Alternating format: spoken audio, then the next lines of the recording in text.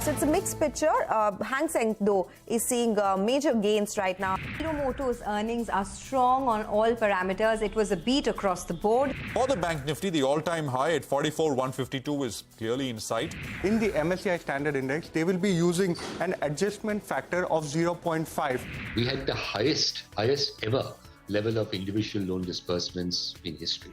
Index on expected lines really 110 points lower. The HDFC Twins are dragging. We really like the two-wheeler space as being one that can benefit from this improvement in mass market consumption. Performance has been very good for Tata Power and consistently 14 successive quarters. So I expect the volume growth going forward also into mid to high single digit. Market is on steroids. It's negating all the negative cues that we're getting from the global markets. Manappuram Finance has said that they have repaid all the deposits except for a very small amount.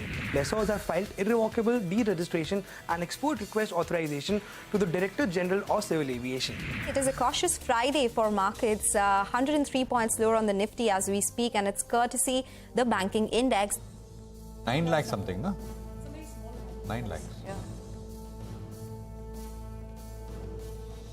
Well, that was a day so far. You're with us here on the last closing bell of the week. It's a Friday. We are coming to you from the CNBC-TV18 Motilal Oswal studios. I'm Prashant. With me, my colleagues Reema and Surabhi here in the studios. Guys, hi. Hi. Love it Nigel. when you say that, Prashant. The last closing bell. That just has a great ring to it. What if I stopped at the last closing bell? No. Well, Nigel is joining us from the newsroom floor. Nigel, hi, afternoon. Well, things are looking not very good, are they? And I think you can blame HDFC Twins squarely for it, as we've been saying from the morning. Actually, the HDFC Twins are responsible for a 150-point pressure on the Nifty. So that's what we have. Things are down and out. Autos as a space is doing okay. Metals are lower. So apart from banks, this is what is happening. Banks, of course, I mean, largely the HDFC Twins is at play.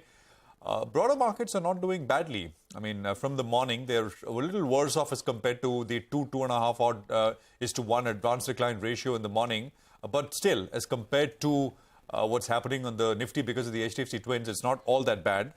On the way down, Nifty's got supports at 18,042 level. This is nothing but the low that we saw day before yesterday. We're about, 50, 60 points away from that level. On the Bank Nifty, the support comes in at 42,603. So we're at 42,872 or so, about 150 points away. And of course, there is more data out of the US later today. That's the big one, which is the jobs number, which we will get right around US opening bell. Reema, hi. Hi. So just for starters, Europe and Asia is actually in a pretty okay place. Hang Seng closed out with a gain of about 0.5%. The Taiwanese index also closes up in the green. Europe right now is trading with minor gains of 0.2 to 0.3%.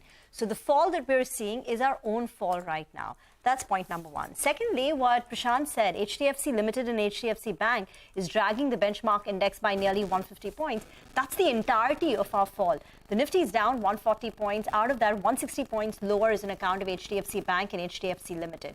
So if it wasn't for that, the Indian markets, at least at the benchmark level, would have been in the green. In fact, what we've seen in the last 2 hours or so is that the Nifty has continued with its fall of about 120, 140 points. There you have it. The fall happened between 11 to 11:20, but since then, the markets haven't collapsed further or extended the fall. But the Nifty Bank continues with its fall, and now the Nifty Bank has a cut of close to about 800 odd points.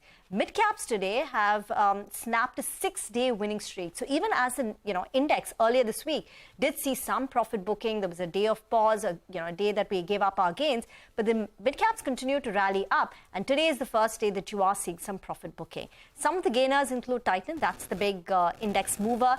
In auto names, it's Hero Motorcorp, Maruti looking up. ICICI Bank in the private sector financial space is higher. And on the losing side, it's these two mid-cap earnings misses. Federal Bank 7.5% gone on the margin miss, and Symphony, weak all-round performance from Symphony. Margins have come down to 7-8%, and the street is disappointed. Yeah, absolutely. I think today is one of those days where you've got some of these reactions which haven't gone down too well in terms of earnings. For Federal, let's pull up the Federal intraday chart as well. The moment that number came in, there was just disappointment all over, because this is one bank where the net interest income fell short of expectations, and that's not something we've seen across most of the lenders. It's been a quarter where most lenders have exhibited very, very healthy margin growth. For Federal, there was slight pressure on margins as well. Slippages, I mean, you could quibble here and there, but quarter on quarter, minor increase in slippages, not much. But short point is that in a market that got used to blow out financial numbers, whether it's the biggies or the mid-cap banks, Federal didn't quite cut it. And I think that reaction is quite sharp on Federal. Symphony, the net profit's down 75%. The margins have literally collapsed year on year. And that stock's under severe stress as well. Margins come down to below 9%. They used to be 22% a year ago. And that's, again, a disappointing number. Manappuram is the other one. You'll hear more about some of these stocks as we go along. Despite all of the reactions that have been coming in from the company, the clarifications, the fact is the price is under a lot of stress today as the ED searches have continued for the company. So mid-caps kind of muddling along. Large caps, we have the overhang of the HDFC twins. So, Nigel, for the bulls, not quite a Friday feeling.